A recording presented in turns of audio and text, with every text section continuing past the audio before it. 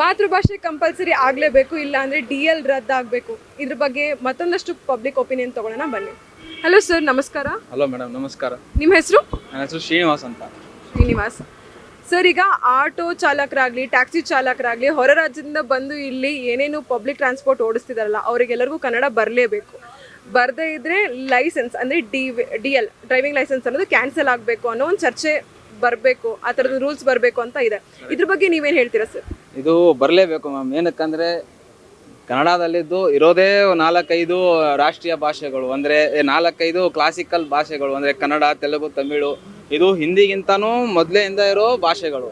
So ಇದನ್ನು ಉಳಿಸ್ಕೊಳ್ಳೋದು ಎಲ್ಲ ಇಂಡಿಯನ್ಸ್ದು responsibility. So ನಾವು ಕನ್ನಡದಲ್ಲಿದ್ದರೆ, ಕರ್ನಾಟಕದಲ್ಲಿದ್ದರೆ ಅವರು ಕನ್ನಡ ನಾವು ಏನು ಎಕ್ಸ್ಪೆಕ್ಟ್ ಮಾಡ್ತಾ ಇಲ್ಲ. ಅವರು ಬಂದು ಕನ್ನಡದಲ್ಲಿ ಕವನ ಬರೀಲಿ ಅದು ಇದು ಅಂತ ಎಕ್ಸ್ಪೆಕ್ಟ್ ಮಾಡ್ತಾ ಇಲ್ಲ. ಸುಮ್ಮನೆ ಕಮ್ಯುನಿಕೇಷನ್ಗೆ ಬೇಕಾಗಿರೋ ಎಷ್ಟು ಬೇಕೋ ಅಷ್ಟು ಭಾಷೆ ಕಲಿದೆ ಅಂತ ನಾವು ಎಕ್ಸ್ಪೆಕ್ಟ್ ಮಾಡ್ತಾ ಇರೋದು ಅಷ್ಟೇ. ಇದೇನು ತಪ್ಪಲ್ಲ. ಸೊ ಈ ಕಾಯ್ದೆ ಬರಲೇಬೇಕು ಮೇಡಮ್. ಸರ್, ಇದು ಎಷ್ಟು ಮುಖ್ಯ ಅಂದರೆ ಲೈಕ್ ಹೌದು, ಇದು ಬೇಸಿಕಲಿ ಹೌದು ಮುಖ್ಯ, ಇಲ್ಲ ಅಂತಲ್ಲ. ನಮ್ಮ ಕರ್ನಾಟಕದಲ್ಲಿರೋ ಆಟೋ ಚಾಲಕರಿಗಾಯಿತು, ಈಗ ನಮ್ಮ ಹಿರಿಯರಿಗೆ ಎಷ್ಟೊಂದು ಜನಕ್ಕೆ ಬೇರೆ ಲ್ಯಾಂಗ್ವೇಜ್ ಎಲ್ಲ ಬರಲ್ಲ, ಅವರಿಗೆ ಹಿಂದಿ ಇಂಗ್ಲೀಷ್ ಕೂಡ ಕಂಪಲ್ಸರಿಯಾಗಿ ಬರಲ್ಲ. ಅವ್ರ ಮಾತೃಭಾಷೆನೇ ಮಾತಾಡ್ತಾರೆ, ಒಂದು ತಮಿಳ್ ಮಾತಾಡ್ತಾರೆ, ಇಲ್ಲ ಮಲಯಾಳಂ ಮಾತಾಡ್ತಾರೆ. ಇದ್ರ ಬಗ್ಗೆ ನಿಮ್ಮ ಅನಿಸಿಕೆ ಏನು ಸರ್? ಏನು ಹೇಳೋದಂದರೆ ಮ್ಯಾಮ್, ಕನ್ನಡದಲ್ಲಿ ಇಲ್ಲೇ ಬೆಂಗಳೂರಲ್ಲೇ ತೊಗೊಳ್ಳಿ, ಆಲ್ ಓವರ್ ಕರ್ನಾಟಕ ಬೇಡ. ಯಾಕಂದರೆ ಎಲ್ಲ ಭಾಷಿಗರು ಬರೋದು ಬೆಂಗಳೂರಿಗೆ ಅಂತ ತೊಗೊಳ್ಳೋಣ. ಇಲ್ಲೇ ಬೆಂಗಳೂರಲ್ಲಿ ಎಷ್ಟು ಕರ್ನಾಟಕದವರು ಎಷ್ಟು ಜನ ಆಟೋ ಓಡಿಸ್ತಾರೆ. ಸೊ ಅವ್ರಿಗೆಲ್ಲ ಎಷ್ಟು ಹೊಡೆತ ಬೀಳುತ್ತೆ. ಸೊ ಅದಕ್ಕಾಗಿ ಅದು ಕಾಯ್ದೆ ಬಂದರೆ ಆಟೋ ಚಾಲಕರಾದರೂ ಒಂದು ಸ್ವಲ್ಪ ಒಳ್ಳೆ ಮಟ್ಟಿಗೆ ಜೀವನನ ಕಟ್ಕೋಬೋದು. ಇದನ್ನು ಬಿಟ್ಟರೆ ಏನಾಗುತ್ತೆ ಅಂದರೆ ಬೇರೆ ಯಾರೋ ಬಂದು ಟ್ಯಾಕ್ಸಿ ಓಡಿಸಿ ಕಮ್ಮಿ ದುಡ್ಡಲ್ಲಿ ಚಾರ್ಜ್ ಮಾಡಿ ಜನರಿಗೆ ಹೊಡೆತ ಬೀಳುತ್ತೆ. ಸೊ ಅದಕ್ಕೆ ಈ ಕಾಯ್ದೆ ಬಂದರೆ ಒಳ್ಳೆಯದು ಮೇಡಮ್. ಸರ್, ಈಗ ಮಹಾರಾಷ್ಟ್ರದಲ್ಲಿ ಅಲ್ಲಿ ಸ್ಥಳೀಯ ಭಾಷೆ ಬರೆದಿರೋ ಟ್ಯಾಕ್ಸಿ ಮತ್ತು ಆಟೋ ಡ್ರೈವರ್ಗಳು ಡಿ ಎಲ್ ಕ್ಯಾನ್ಸಲ್ ಆಗಬೇಕು ಅಂತ ಹೊಸ ಚರ್ಚೆ ನಡೀತಾ ಇದೆ. ಇಂಥ ಒಂದು ಕಾನೂನು ಕರ್ನಾಟಕದಲ್ಲಿ ಬರಬೇಕಾ ಬೇಡವಾ, ಬಂದರೆ ಹೇಗಿರುತ್ತೆ ಅಂತ ಒಂದಷ್ಟು ನಿಮ್ಮ ಅಭಿಪ್ರಾಯ ತಿಳಿಸಿ. ತುಂಬ ಸಿಂಪಲ್. ನನ್ನ ಅಭಿಪ್ರಾಯ ಏನಂದರೆ, ನೋಡಿ, ಎಲ್ಲ ಕಡೆ ಕೆಲಸ ಸಿಗೋದು ಎಲ್ಲರಿಗೂ ಕಷ್ಟ ಆಗ್ತಿದೆ. ಸೊ ಅವರು ಕೆಲಸ ಹುಡ್ಕೊಂಡು ಅಲ್ಲಿಂದ ಇಲ್ಲಿ ಬಂದರೆ ಏನೋ ಒಂದು ರೀಸನ್ ಇರುತ್ತೆ, ಸುಮ್ಮನೆ ಬರಲ್ಲ. ಬೇರೆ ಕಡೆ ಕೆಲಸ ಸಿಗ್ತಿಲ್ಲ ಅಂತ ನಮ್ಮ ಬೆಂಗಳೂರಿಗೆ ಬರೋದು. ನಾವೇನು ಮಾಡಬೇಕು ಅಂದರೆ, ಆಪ್ಷನ್ ಅದರಲ್ಲಿ ತೋರಿಸುತ್ತೆ, ಊಬರ್ ಓಲಾಲೆಲ್ಲ ತೋರಿಸುತ್ತೆ ಯಾವ ಭಾಷೆ ಬರುತ್ತೆ ಇವರಿಗೆ ಅಂತ. ನಿಮಗೆ ಆ ಭಾಷೆ if you are not comfortable ನೀವೇ ಕ್ಯಾನ್ಸಲ್ ಮಾಡಿ. ಆ್ಯಸ್ ರೈಡರ್ಸ್ ನೀವೇ ಕ್ಯಾನ್ಸಲ್ ಮಾಡಿ. ನಿಮ್ಮ ಮೇಲೆ ಚಾರ್ಜಸ್ ಹಾಕಬಾರ್ದು, ಕ್ಯಾನ್ಸಲೇಷನ್ ಚಾರ್ಜಸ್ ಹಾಕಬಾರ್ದು. ಅವ್ರು ಇಷ್ಟ ಬಂದಂಗೆ ಅವರು ಇರ್ತಾರೆ, ನಿಮ್ಮ ಇಷ್ಟ ಬಂದಂಗೆ ನೀವಿರಿ, ಅಷ್ಟೇ ನಂದು ಅಭಿಪ್ರಾಯ. ಓಲಾ ಊಬರ್ ಅಲ್ಲಿ ಎಲ್ಲರೂ ಇರಲ್ಲ, ಫಸ್ಟ್ ರಿಜಿಸ್ಟರ್ ಮಾಡ್ಕೊಂಡಿರಲ್ಲ. ಇವಾಗ ಏನೋ ಲೇಟ್ ಆಗಿರುತ್ತೆ, ಜಸ್ಟ್ ನಾರ್ಮಲ್ ಆಗಿ ಕ್ಯಾಬ್ ತೊಗೋತೀವಿ, ಇಲ್ಲ ಆಟೋದು ತೊಗೋತೀವಿ.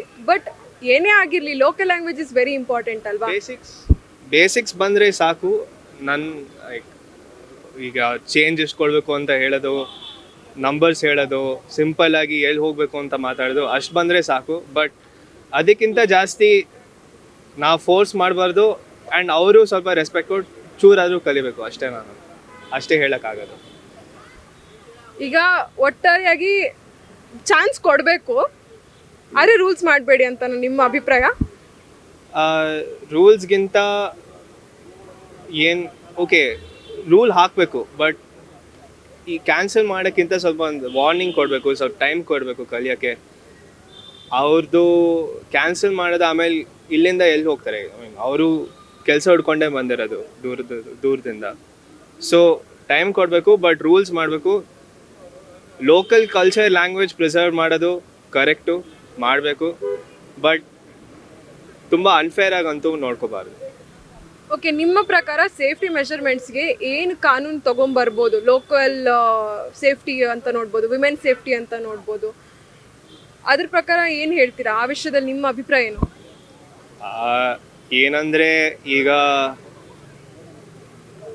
ನಿಮ್ಮ ಹತ್ರ ಗೌರ್ಮೆಂಟ್ ಹತ್ರ ಅಂತೂ ಡೇಟಾ ಇರುತ್ತೆ, ಲೈಸೆನ್ಸ್ ಹೋಲ್ಡರ್ದು ಎಲ್ಲಿಂದ ಬಂದಿರ್ತಾರೆ, ಅವ್ರು ಯಾರು ರೀಜನಿಂದ ಬಂದಿರ್ತಾರೆ ಅಂತ ಗೊತ್ತು, ಎಷ್ಟು ಹಳೆ ಲೈಸೆನ್ಸು ಅಂತಲೂ ಗೊತ್ತು. ನೀವು ಅಂಥವ್ರಿಗೇ ಒಂಥರ ವಾರ್ನಿಂಗ್ ಅಥವಾ ಡೆಡ್ಲೈನ್ ಥರ ಕೊಡಬೇಕು. ಹೊಸದಾಗಿ ಬಂದು ಯಾರ್ಯಾರು ಅಪ್ಲೈ ಮಾಡ್ತಿದ್ದಾರೋ ಆವಾಗಲೇ ಅವರಿಗೆ ಅಪ್ಫ್ರಂಟ್ ಹೇಳಬೇಕು, ನೋಡಿ ಇಷ್ಟಾದರೂ ಕಲಿಬೇಕು, ಇಲ್ಲಾಂದರೆ ನಿಮಗೆ ಲೈಸೆನ್ಸ್ ನಾವು ರಿವೋಕ್ ಮಾಡಿಬಿಡ್ತೀವಿ, ಅಥವಾ ಫೈನ್ ಹಾಕ್ತೀವಿ, ಅಥವಾ ಏನಾದ್ರು ಎಕ್ಸ್ಟ್ರಾ ಟ್ಯಾಕ್ಸ್ ಹಾಕಂಗಿದ್ರೆ ಆ ಥರ ಹಾಕ್ತೀವಿ. ಬಟ್ 6 ತಿಂಗಳು ಅಥವಾ 3-6 ತಿಂಗಳು ಅಷ್ಟಾದರೂ ಟೈಮ್ ಕೊಡ್ತೀವಿ ಅಂತ ಹೇಳಬೇಕು. ಓಕೆ, ಒಟ್ಟಾರೆಯಾಗಿ ಬದುಕಕ್ಕೆ ಒಂದು ಚಾನ್ಸ್ ಕೊಡಿ, ಕುತ್ತಿಗೆ ಹಿಚ್ಕ ಕೆಲಸ ಮಾಡಬೇಡಿ ಅಂತ ಹೇಳ್ತಿದ್ದೀರಾ. Yes, thank you so much. Okay, ಇದಾಗಿತ್ತು ಅರವಿಂದ್ ಅವರ ಮಾತುಗಳು. ನೀವು ನೋಡ್ತಾ ಇದ್ದೀರಾ ಕರ್ನಾಟಕ ಟಿವಿ ಬೆಂಗಳೂರು. ಕ್ಯಾಮ್ರಾಮನ್ ಅಭಿಲಾಷ್ ಜೊತೆ ನಾನು ಮೋನಿಶಾ. ನೀವು ಸಣ್ಣ ಆಗ್ಬೇಕಲ್ವಾ? ಅದು ಒಂದು ಉತ್ತಮ ಆಹಾರದಿಂದ ಸಣ್ಣ ಆಗ್ಬೇಕಲ್ವಾ? ಪ್ರತಿದಿನ ನಮ್ಮ ಜೀನಿ ಸ್ಲಿಮ್ ನ ಯೂಸ್ ಮಾಡಿ ಯಾವುದೇ ಸೈಡ್ ಎಫೆಕ್ಟ್ ಇಲ್ದಂಗೆ ನೀವು ಸಣ್ಣ ಆಗ್ತೀರಾ.